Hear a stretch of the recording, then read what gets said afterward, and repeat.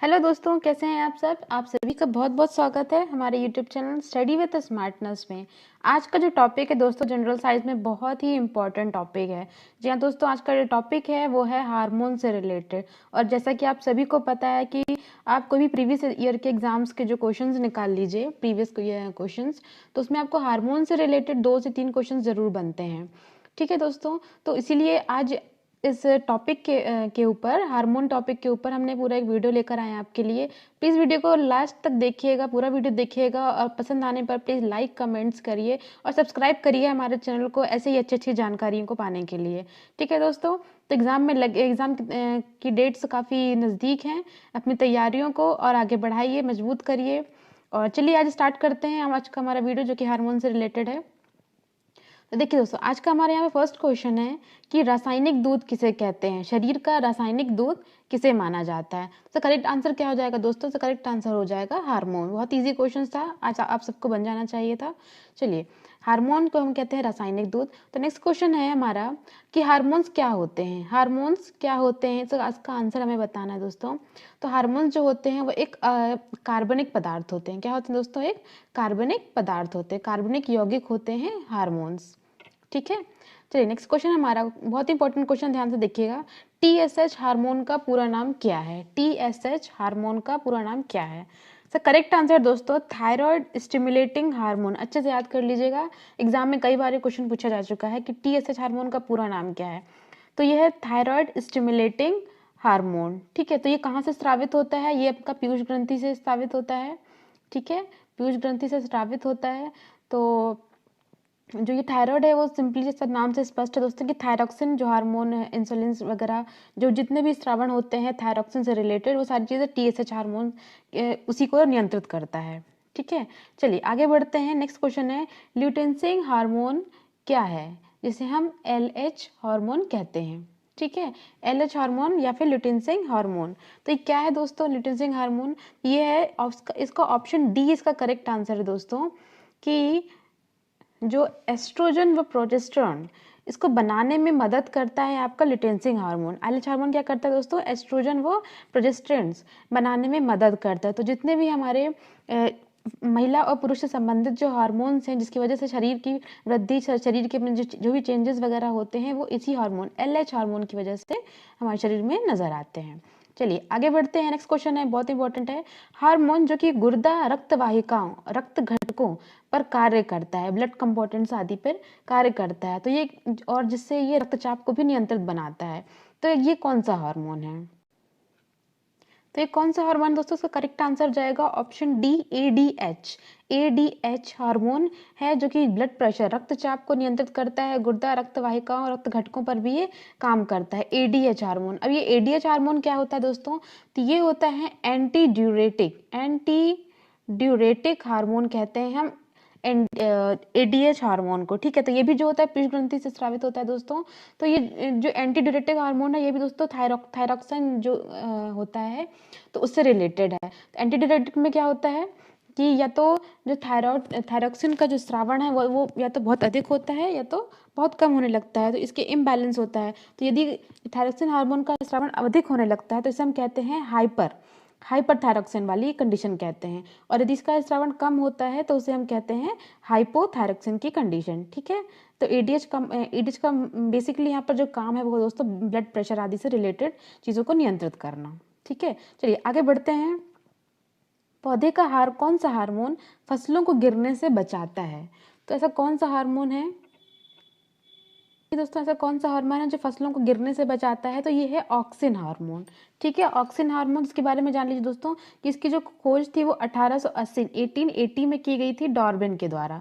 किसके द्वारा, डार्विन के द्वारा। ये भी क्वेश्चन पूछा जाता है ऑक्सिन हार्मोन की खोज कब किसने की थी। तो इसकी खोज हुई थी 1880 में डार्विन के द्वारा। ठीक है, ऑक्सिन हार्मोन तो बहुत इंपॉर्टेंट। वैसे देखा जाता है चारों ही जो हार्मोन दोस्तों, साइटोकाइनिन, गिबरेलिन, ऑक्सिन और एथिलीन, ये चारों ही पादप हार्मोन है। ठीक है, चलिए आगे बढ़ते हैं। नेक्स्ट क्वेश्चन है हमारा, निम्न में से कौन सा हार्मोन है जो गैसीय रूप में पाया जाता है। कौन सा हार्मोन है जो गैसीय रूप में पाया जाता है? इसका करेक्ट आंसर हो जाएगा एथिलीन। ठीक है दोस्तों, एथिलीन एक ऐसा हार्मोन है, पादप हार्मोन है ये, जो कि गैस के फॉर्म में पाया जाता है। एथिलीन का ही, इसे ही हम अगर रासायनिक नाम बोलते हैं तो इसे ही हम एथीन कहते हैं। क्या कहते हैं? एथीन। इसका जो आणविक सूत्र है दोस्तों वो C2H4 कहलाता है। इसे भी आप याद रखिएगा, इंपॉर्टेंट क्वेश्चन है। एथिलीन, जिसका रासायनिक नाम हम एथीन कहते हैं, और इसका आणविक सूत्र है C2H4। ठीक है, तो एथीन के बारे में कुछ चीज़ें और जान लीजिए दोस्तों। जो एथीन है ये एक हाइड्रोकार्बन होता है, जैसा कि हमने इसे रासायनिक सूत्र में ही देख लिया है कि ये हाइड्रोकार्बन होता है। इसके अलावा ये प्राकृतिक गैस आदि में पाया जाता है, जैसे कोल गैस जो भी होती है वहाँ पे भी एथिलीन गैस पाई जाती है ना। और ये इसका यूज़ जो दोस्तों पॉलीथीन बनाने में भी किया जाता है। ठीक है, एथिलीन जो है उसका यूज़ पॉलीथीन आदि बनाने के में भी किया जाता है। इसके अलावा एक और चीज़ बहुत इंपॉर्टेंट दोस्तों यहाँ पर एथिलीन से, कि जो पौधों की, है ना, पौधों की जो चौड़ाई का संवर्धन होता है, चौड़ाई बढ़ना, तो ये चीज़ भी एथिलीन से ही नियंत्रित होता है। तो यदि अगर हम क्वेश्चन अभी आता भी है कि पौधों की चौड़ाई में जो वृद्धि होती है, पौधों की चौड़ाई में जो वृद्धि होती है वो किस हार्मोन के रूप में, हार्मोन से नियंत्रित होती है, तो वो होती है एथिलीन के कारण से उससे नियंत्रित होती है। ठीक है दोस्तों, चलिए आगे बढ़ते हैं। नेक्स्ट क्वेश्चन है, कौन सा हार्मोन पत्तियों में बनता है और फूलों को खिलने में मदद करता है? ऐसा कौन सा हार्मोन दोस्तों, जैसे कि फूलों के नाम आगे, फूलों खिलने में, तो यहाँ पे नाम से स्पष्ट होता है फ्लोरिगेंस। फ्लोरिगेंस एक ऐसा हार्मोन है जो पत्तियों को बनाने में हेल्प करता है और फूलों को खिलने आदि में भी, पंखुड़ी मतलब कहने का, वहाँ पे निर्माण में मदद करता है। फ्लोरिगेंस हार्मोन्स नाम में इसका छुपा है फ्लोरी। ठीक है, ऐसे आप याद रख सकते हैं। नेक्स्ट क्वेश्चन है हमारा, कौन सा प्लांट हार्मोन घायल कोशिकाओं में बनता है जिसके द्वारा पौधों की चोट ठीक हो जाती है? ठीक है, तो ऐसा कौन सा हार्मोन दोस्तों पौधों की जो घायल कोशिकाओं को बनाता है, पौधों की चोटों को ठीक करने का काम करता है, तो वो ट्रोमेटिक हार्मोन। ट्रोमेटिक इंग्लिश में इस तरह से इसका स्पेलिंग होती है, ट्रोमेटिक हार्मोन। इसका नाम ही ड्रामा से लिया गया है कि जिस तरह अगर पौधों में किस तरह का ड्रामा, किसी तरह ट्रेजेडी होती है, पौधों की चोट आदि से संबंधित है, तो वो ट्रोमेटिक हार्मोन से संबंधित होता है। आगे बढ़ते हैं। नेक्स्ट क्वेश्चन है हमारा 10th क्वेश्चन है यहाँ पर, लकड़ी के पौधों में कैम्बियम की गतिविधि को बढ़ाने में कौन से हार्मोन हेल्प करता है? कैम्बियम की गतिविधि को बढ़ाने के लिए कौन सा हार्मोन यहाँ पर हेल्प करता है? तो हार्मोन दोस्तों, तो ये है ऑप्शन आपका A correct answer, gibberellin. Gibberellin एक ऐसा हार्मोन है जो प्लांट आदि की कैम्बियम गतिविधि को कंट्रोल करता है। अभी कैम्बियम गतिविधि क्या होती है दोस्तों? तो कैम्बियम गतिविधि जो होती है, जो पेड़ पौधों की और तने जड़ और तनों की जो विकास होता है वो कैम्बियम गतिविधि कहलाता है। ठीक है, किसी भी पेड़ पौधों की जो जड़ आदि होती हैं, तने होते हैं, उनके वृद्धि के लिए, उनकी चौड़ाई लंबाई में वृद्धि के लिए ये गिबरेलिन जो हार्मोन है वो उसका उत्तरदायित्व निभाता है। चलिए आगे बढ़ते हैं। इस क्वेश्चन, कौन सा हार्मोन ऊर्जा के लिए शरीर की वसा भंडार का उपयोग करने के लिए दिमाग को निर्देशित करता है? कौन सा ऐसा हार्मोन दोस्तों जो ऊर्जा को संचय करता है, वसा का भंडारण करता है और उसे ऊर्जा में कन्वर्ट करता है? तो ये हार्मोन है दोस्तों लेप्टिन हार्मोन। कौन सा? लेप्टिन, याद रखिएगा नाम, लेप्टिन हार्मोन है। तो ये एक्चुअली करता क्या है दोस्तों, जो भी हमारे शरीर में वसा जम जाता है तो उस वसे का उपयोग वो ऊर्जा के बनाने में करता है। तो वसे से वो ऊर्जा का निर्माण करता है। ये लेप्टिन हार्मोन नहीं करता है। तो लेप्टिन जो क्या करता है दोस्तों, जो हमारी भूख लगने की जो एहसास होता है दोस्तों, कहते हैं कि भूख याद दिलाने के लिए भी एक तरह के हार्मोन की आवश्यकता होती है, वो होता है घ्रेलिन। ये घ्रेलिन हार्मोन क्या होता है दोस्तों, कि हमें याद दिलाता है कि अब हमें भूख लग रही है, तो हमें खाने के लिए प्रेरित करता है। तो इस घ्रेलिन हार्मोन को जो है लेप्टिन हार्मोन कंट्रोल करता है कि ऐसी हमें याद ना आए, बार बार भूख ना लगे। तो ये लेप्टिन हार्मोन जो है हमारी भूख को कंट्रोल करता है, और घ्रेलिन क्या करता है, भूख को बढ़ाने का काम करता है। तो ये दोनों ही कहना चाहिए आपस में विरोधी हार्मोन है। ठीक है, तो लेप्टिन हार्मोन क्या करेगा कि ये भूख ना लगने के लिए हमें संदेश, जो दिमाग में संदेश है उसको कंट्रोल करेगा, जिससे क्या होता है, जब हम खाना नहीं खाएंगे तो जो शरीर में हमारा वसा जमा हुआ है तो उसको वो ऊर्जा में कन्वर्ट करने की कोशिश करने लगेगा। तो इस तरह से जो लेप्टिन हार्मोन है आपका, वो भंडारण का उपयोग करने के लिए दिमाग को निर्देश देने का काम करता है। ठीक है, चलिए आगे बढ़ते हैं। नेक्स्ट क्वेश्चन है, हार्मोन की खोज किसने की थी? तो हार्मोन की खोज किसने की दोस्तों? E.H. स्टर्लिंग ने की थी। E.H. स्टर्लिंग नाम याद रखिएगा। नेक्स्ट क्वेश्चन है, निम्न में से संकटकालीन हार्मोन किसे कहा जाता है? अब संकटकालीन हार्मोन किसे कहा जाता है दोस्तों? बहुत ही फेमस क्वेश्चन है एग्जाम्स पॉइंट ऑफ व्यू से, कई बार आपको किसी भी हर तरह के एग्जाम में देखने मिलता है। करेक्ट आंसर इसका हो जाएगा एड्रेनिल हार्मोन। ठीक है, एड्रेनल हार्मोन क्या होता है, ये संकटकालीन हार्मोन्स कहलाता है। या फिर जो ये एड्रेनल हार्मोन दोस्तों कहाँ से निकलता है, एड्रेनल ग्रंथि से निकलता है, ठीक है, एड्रेनल ग्रंथि से। और इसको लेकिन इसको नियंत्रित कौन करता है, देखिए स्त्रावण जो होता है वो एड्रेनल ग्रंथि से होता है, लेकिन नियंत्रित करने का काम इसका पीयूष ग्रंथि से किया जाता है। तो याद रखिएगा इस चीज को कि एड्रेनल जो हार्मोन है वो एड्रेनल ग्रंथि से निकलता है और पीयूष ग्रंथि द्वारा नियंत्रित किया जाता है, ठीक है। तो इसको जो एड्रेनल हार्मोन है दोस्तों, इसको फाइट एंड फ्लाइट, इसकी कंडीशन को हम फाइट एंड फ्लाइट, ठीक है, फाइट और फ्लाइट वाला कंडीशंस से भी कोरिलेट करते हैं, ठीक है। तो जहाँ पर भी आपको ये फाइट एंड फ्लाइट वाला शब्द भी दिखे तो वो जो सेंटेंस है दोस्तों वो एड्रेनल ग्रंथि से, एड्रेनल हार्मोन से ही रिलेटेड होता है। तो इसमें एक्चुअली होता क्या है दोस्तों कि कभी कभी हमारे दिमाग में घबराहट, नर्वसनेस आने लगती है और हमारे शरीर का जो ब्लड प्रेशर है बढ़ने लगता है, हाथों में पसीना आने लगता है। तो इस तरह की जो कंडीशंस होती है, मतलब ऐसा कुछ हम याद करके हमारे शरीर की कंडीशन जो होती है, हाई ब्लड प्रेशर, उच्च ताप पर पहुंच जाती है ना। तो इस कंडीशन को हम कहते हैं फाइट और फ्लाइट, ठीक है। जब मैंने बताया था फाइट और फ्लाइट कंडीशन कहते हैं। तो ऐसा किस वजह से हो पाता है, ये कंडीशन किस वजह से आ पाती है, तो इसको किक करने का काम करती है एड्रेनल हार्मोन, ठीक है। एड्रेनल हार्मोन की वजह से ही हमें ऐसी कंडीशन से सामना करना पड़ता है। चलिए नेक्स्ट क्वेश्चन है हमारा, शरीर में हार्मोन का संचरण किन से होता है। इजी क्वेश्चन है दोस्तों, याद रखिएगा। शरीर में जो हार्मोन का संचरण है वो रक्त और लिम्फ दोनों से होता है, ठीक है, रक्त और लिम्फ दोनों से होता है। नेक्स्ट क्वेश्चन है, गर्भावस्था में प्रसव संबंधित कौन सा हार्मोन है। गर्भावस्था में प्रसव संबंधित कौन सा हार्मोन है दोस्तों, तो ये है आपका रिलैक्सिन हार्मोन, ठीक है। रिलैक्सिन हार्मोन याद रखिएगा नाम, जो गर्भावस्था में प्रसव संबंधित हार्मोन कहलाता है। नेक्स्ट क्वेश्चन है, क्रेटिनिज्म रोग का क्या कारण है। क्रेटिनिज्म रोग का कारण क्या है, तो ये दोस्तों है, करेक्ट आंसर हो जाएगा दोस्तों ऑप्शन सी, थायराइड ग्रंथि की अति सक्रियता, ठीक है। थायराइड ग्रंथि की अति सक्रियता के कारण जो है क्रेटिनिज्म रोग होता है। अब क्रेटिनिज्म होता क्या दोस्तों, तो जब शरीर में आयोडीन की कमी हो जाती है, ठीक है, आयोडीन की कमी हो जाती है तो शरीर का पूर्ण तरह से विकास रुक जाता है।